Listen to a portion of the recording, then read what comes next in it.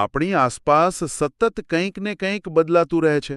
ઉનાળામાં દૂધ ફાટી જાય, લોખંડની ખુરશી પર કાટ ચડી જાય, આપણે શ્વાસ લઈએ કે ખોરાક પચાવીએ, આ બધું એટલું સામાન્ય છે કે આપણે તેના પર ધ્યાન પણ નથી આપતા. બિલકુલ. પણ આ બધા સામાન્ય લાગતા ફેરફારો પાછળ એક આખી દુનિયા છુપાયેલી છે, રાસાયણિક પ્રક્રિયાઓની દુનિયા.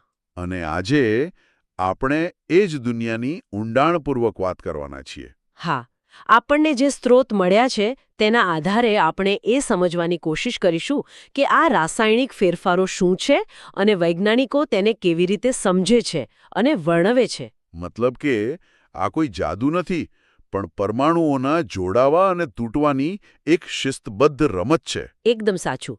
અને આ રમતના કેટલાક ચોક્કસ નિયમો છે. તો ચાલો આ પરમાણુઓની રમતના નિયમોને સમજીએ. શરૂઆત ક્યાંથી કરીશું? આ બધી પ્રક્રિયાઓને કાગળ પર લખવાની કોઈ રીત તો હશે ને? ચોક્કસપણે. અને ત્યાંથી જ આપણી ચર્ચા શરૂ થાય છે. સ્ત્રોતમાં એક પ્રવૃત્તિ આપી છે જેમાં મેગ્નેશિયમની પટ્ટીને હવામાં સળગાવવામાં આવે છે. મેં સાંભળ્યું છે કે તે ખૂબ જ તેજસ્વી સફેદ જ્યોતથી સળગે છે. હા, અને અંતે એક સફેદ રાખ જેવો પાવડર બચે છે, જે મેગ્નેશિયમ ઓક્સાઇડ છે. હવે આખી વાતને જો વાક્યમાં લખીએ તો બહુ લાંબુ થઈ જાય.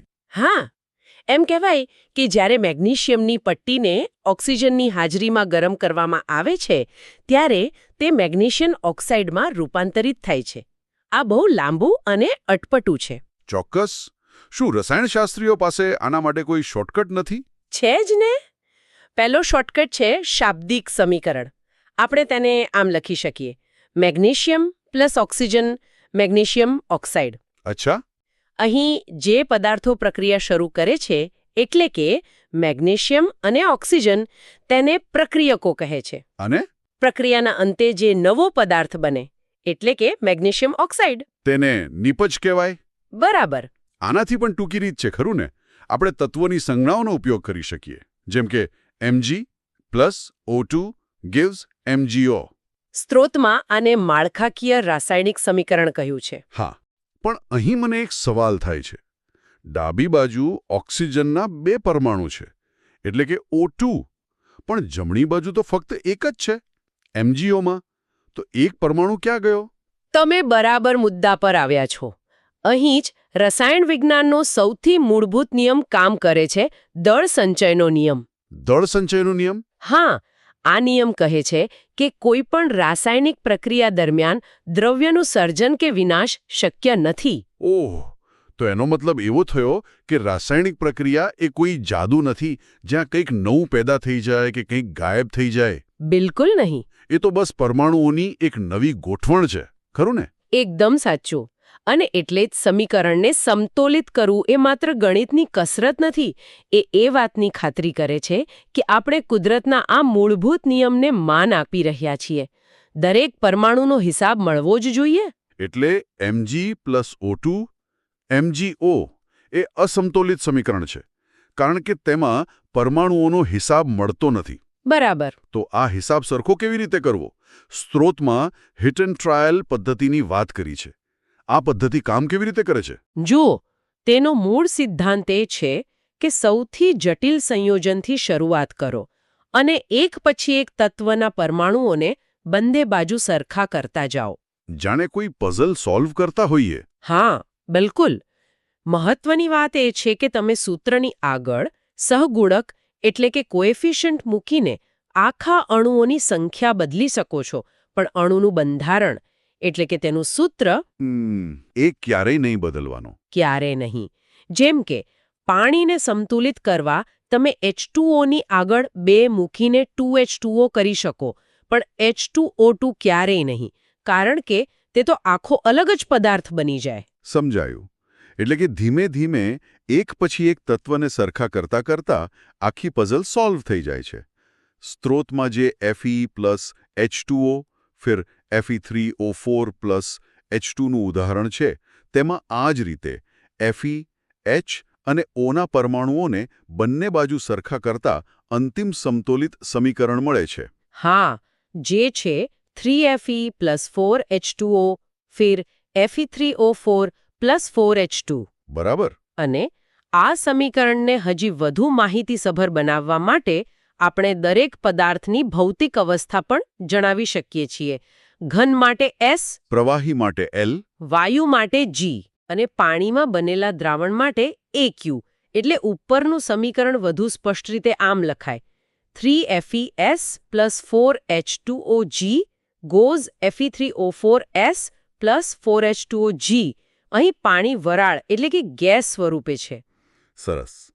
તો હવે આપણે જાણીએ છીએ કે રાસાયણિક પ્રક્રિયાઓ એટલે પરમાણુઓની પુનઃગોઠવણી અને તેને સમતોલિત સમીકરણોથી દર્શાવાય છે. હવે એ જોઈએ કે આ ગોઠવણી કેટલા અલગ અલગ પ્રકારની હોય છે.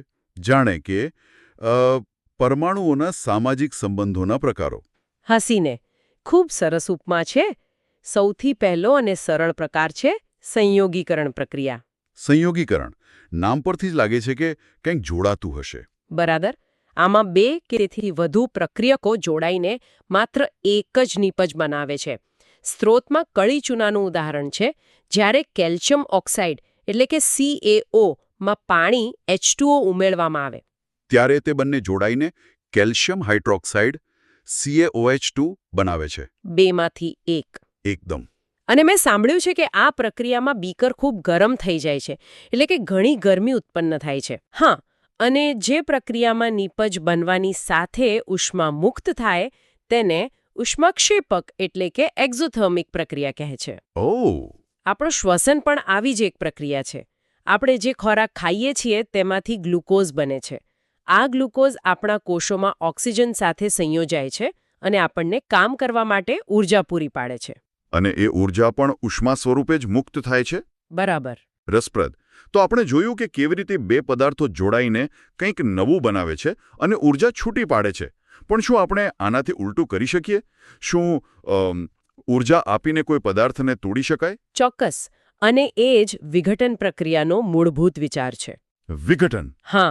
આ પ્રક્રિયામાં એક જ જટિલ પ્રક્રિયક તૂટીને વધુ સરળ નીપજો આપે છે. પણ કોઈ પણ વસ્તુને તોડવા માટે જેમ તમે કહ્યું ઊર્જાની જરૂર પડે છે, અહીં પણ એવું જ છે. તો આ ઊર્જા કયા સ્વરૂપે આપી શકાય? મુખ્યત્વે 3 રીતે. જો ઉષ્મા એટલે કે ગરમી આપીને વિઘટન કરવામાં આવે તો તેને ઉષ્મીય વિઘટન કહે છે. દાખલા તરીકે ફેરસ સલ્ફેટ FeSO4 ને ગરમ કરતા તે ફેરિક ઓક્સાઇડ Fe2O3 અને અન્ય વાયુઓમાં તૂટી જાય છે. સિમેન્ટ ઉદ્યોગમાં વપરાતો ચૂનાનો પથ્થર પણ આ જ રીતે ગરમ કરીને તોડવામાં આવે છે. અચ્છા. અને બીજી રીત? બીજી રીત છે વિદ્યુત ઊર્જા. તેને વિદ્યુત વિભાજન કહે છે. પાણી એટલે કે H2O માંથી વિદ્યુત પ્રવાહ પસાર કરતા તે હાઇડ્રોજન અને ઓક્સિજન વાયુમાં વિઘટન પામે છે. ઓહ! અહીં એક મજેદાર વાત એ છે કે પાણીના સૂત્ર મુજબ તેમાં હાઇડ્રોજનના પરમાણુ ઓક્સિજન કરતાં બમણા છે. એટલે વિઘટન પછી મળતા હાઇડ્રોજન વાયુનું કદ પણ ઓક્સિજન વાયુ કરતાં બમણું જ હોય છે. ખરેખર. અને ત્રીજી રીત સૂર્યપ્રકાશ હશે? હસીને તમે બરાબર પકડ્યું. તેને પ્રકાશીય વિઘટન કહે છે. સફેદ રંગનો સિલ્વર ક્લોરાઇડ AgCl સૂર્યપ્રકાશમાં રાખોડી રંગના સિલ્વર Ag માં ફેરવાઈ જાય છે. અને આ જૂના જમાનાની બ્લેક એન્ડ વ્હાઇટ ફોટોગ્રાફીમાં વપરાતું હતું, બરાબર ને? હા, એ ફિલ્મ પર આ જ સિદ્ધાંત કામ કરતો હતો. અને આ બધી જ વિઘટન પ્રક્રિયાઓમાં ઊર્જા શોષાય છે. તેથી તેમને ઉષ્મા શોષક એટલે કે એન્ડોથર્મિક પ્રક્રિયાઓ કહેવાય છે. તો પરમાણુઓ જોડાઈ પણ શકે છે અને તૂટી પણ શકે છે. હવે કોઈ ત્રીજો પ્રકાર? હા, હવે થોડી સ્પર્ધાની વાત કરીએ. વિસ્થાપન પ્રક્રિયા. વિસ્થાપન? હા, આમાં એક વધુ સક્રિય તત્વ ઓછા સક્રિય તત્વને તેના સંયોજનમાંથી હટાવીને તેનું સ્થાન લઈ લે છે. જાણે કોઈ તાકાતવર ખેલાડી નબળા ખેલાડીને ટીમમાંથી બહાર કરી દે? બરાબર એવું જ. સ્ત્રોતમાં લોખંડની ખીલ્લી અને કોપર સલ્ફેટના દ્રાવણનો પ્રયોગ છે. કોપર સલ્ફેટનું દ્રાવણ ભૂરા રંગનું હોય છે. હા. તેમાં લોખંડની ખીલ્લી Fe ડુબાડતા લોખંડ જે કોપર કરતાં વધુ સક્રિય છે એ કોપરને તેના દ્રાવણમાંથી હટાવી દે છે. તો પછી દ્રાવણનું શું થાય? પરિણામે દ્રાવણનો ભૂરો રંગ જતો રહે છે અને તે આછા લીલા રંગનું બની જાય છે. કારણ કે હવે તે આયર્ન સલ્ફેટ બની ગયું છે. અને બિચારું કોપર જે બહાર ફેંકાઈ ગયું. તે ખીલ્લી પર જમા થઈ જાય છે? હા, કથ્થાઈ રંગના પડ તરીકે. આપણે જોયું કે લોખંડ કોપરને તેની જગ્યાએથી હટાવી દે છે. પણ શું એવું બની શકે કે બંને એકબીજાના સાથીઓની અદલાબદલી કરી લે, જેમ ફિલ્મોમાં થાય છે? હા, એવું પણ બને છે અને તેને દ્વિવિસ્થાપન પ્રક્રિયા કહે છે. દ્વિવિસ્થાપન. આ પ્રક્રિયામાં બે અલગ-અલગ સંયોજનોના આયનો એકબીજા સાથે અદલાબદલી કરે છે. સ્ત્રોતમાં સોડિયમ સલ્ફેટ અને બેરિયમ ક્લોરાઇડના દ્રાવણોનું ઉદાહરણ છે. જ્યારે આ બે પારદર્શક દ્રાવણો મળે છે ત્યારે તરત જ એક સફેદ પદાર્થ બને છે જે પાણીમાં ઓગળતો નથી. ઓહ, એટલે બે પ્રવાહી ભેગા કર્યા અને તેમાંથી એક ઘન પદાર્થ બન્યો. બરાબર. કલ્પના કરો કે તમે દૂધમાં લીંબુ નીચોવો અને પનીરના ટણ અલગ થઈ જાય. બસ એના જેવું જ. આ ઘન પદાર્થ જે અચાનક પ્રવાહીમાંથી બને છે તેને અવક્ષેપ કહેવાય છે. અવક્ષેપ. અને એટલે આ પ્રક્રિયાને અવક્ષેપણ પ્રક્રિયા પણ કહે છે. બરાબર. અને હવે છેલ્લો પણ કદાચ સૌથી મહત્વનો પ્રકાર, ઓક્સિડેશન અને રિડક્શન. આ શબ્દો બહુ સાંભળવા મળે છે. હા, કારણ કે તે આપણી આસપાસ સતત થતી રહે છે. સરળ ભાષામાં કહીએ તો જે પ્રક્રિયામાં પદાર્થ ઓક્સિજન મેળવે તેનું ઓક્સિડેશન થયું કહેવાય. અને જે ઓક્સિજન ગુમાવે તેનું રિડક્શન થયું કહેવાય. આ બંને પ્રક્રિયાઓ એક સિક્કાની બે બાજુ જેવી છે. તે હંમેશા સાથે જ થાય છે. જ્યારે એક પદાર્થનું ઓક્સિડેશન થતું હોય ત્યારે બીજાનું રિડક્શન થતું જ હોય. એટલે જ આ પ્રક્રિયાઓને સંયુક્ત રીતે રેડોક્સ પ્રક્રિયા કહે છે. એકદમ સાચું. આનું કોઈ ઉદાહરણ? ચોક્કસ. ગરમ કરેલા કાળા રંગના કોપર ઓક્સાઇડ CuO પરથી હાઇડ્રોજન વાયુ H2 પસાર કરીએ તો કથ્થાઈ રંગનું કોપર Cu અને પાણી H2O બને છે. અહીં શું થયું? કોપર ઓક્સાઇડ CuOએ ઓક્સિજન ગુમાવી દીધો અને કોપર Cu બન્યું. ઓક્સિજન ગુમાવ્યો એટલે તેનું રિડક્શન થયું. બરાબર. અને તે જ સમયે હાઇડ્રોજન H2એ એ જ ઓક્સિજન મેળવી લીધો અને પાણી H2O બન્યું. ઓક્સિજન મેળવ્યો એટલે તેનું ઓક્સિડેશન થયું. સમજાયું. તો આ જ ઓક્સિડેશન પ્રક્રિયા છે જે લોખંડને કાટ લગાડે છે અને ચાંદીને કાળી પાડે છે. એકદમ સાચું. તેને વૈજ્ઞાનિક ભાષામાં ક્ષારણ કહે છે.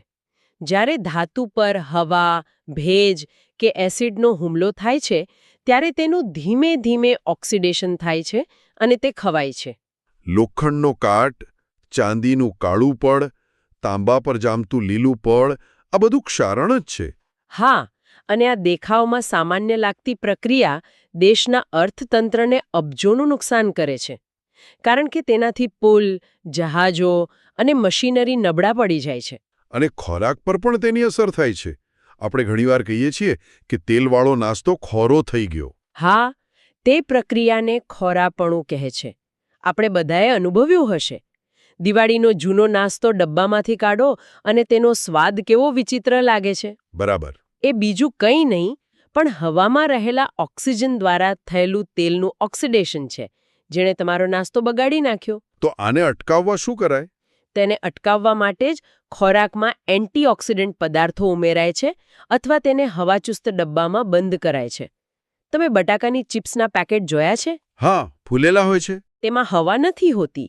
ઉત્પાદકો તેમાંથી ઓક્સિજન કાઢીને નાઇટ્રોજન જેવો નિષ્ક્રિય વાયુ ભરી દે છે. નાઇટ્રોજન પ્રક્રિયા કરતો નથી એટલે ચિપ્સનું ઓક્સિડેશન થતું અટકે છે અને તે લાંબો સમય તાજી રહે છે. વાહ! તો આજની આ ચર્ચામાં આપણે રાસાયણિક પ્રક્રિયાઓની આખી સફર કરી. આપણે જોયું કે પરમાણુઓ માત્ર આમતેમ ફરતા નથી પણ ચોક્કસ નિયમો મુજબ વર્તે છે. બરાબર. દળ સંચયના નિયમથી લઈને તેમના જોડાવા, તૂટવા અને ભાગીદારો બદલવાના અલગ અલગ પ્રકારો પણ સમજ્યા. આપણે એ પણ સમજ્યા કે રાસાયણિક સમીકરણ એ માત્ર એક લેખન પદ્ધતિ નથી પણ કુદરતના નિયમનું પાલન કરવાની રીત છે. અને સંયોગીકરણથી લઈને રેડોક્સ સુધીની પ્રક્રિયાઓ માત્ર પાઠ્યપુસ્તકમાં નથી પણ આપણા શ્વાસથી લઈને ખોરાકના સ્વાદ સુધી દરેક જગ્યાએ હાજર છે. આપણે એ પણ જોયું કે કેટલીક પ્રક્રિયાઓ ઉષ્મા જેવી ઊર્જા મુક્ત કરે છે તો કેટલીક પ્રક્રિયાઓ થવા માટે ઊર્જા શોષે છે. આના પરથી એક વિચારવા જેવો પ્રશ્ન ઉદ્ભવે છે. જે રીતે આપણે કહ્યું કે સમીકરણમાં દ્રવ્ય એટલે કે પરમાણુઓ સંરક્ષિત રહે છે, શું એ જ રીતે ઊર્જાનું પણ સંરક્ષણ થતું હશે? શું પ્રક્રિયામાં જેટલી ઊર્જા શોષાય કે મુક્ત થાય તેનો પણ કોઈ ચોક્કસ હિસાબ હોય છે? આ ખૂબ જ સારો પ્રશ્ન છે. કદાચ આ પ્રશ્ન રસાયણ વિજ્ઞાનના વધુ ઊંડા રહસ્યો તરફનો દરવાજો ખોલે છે.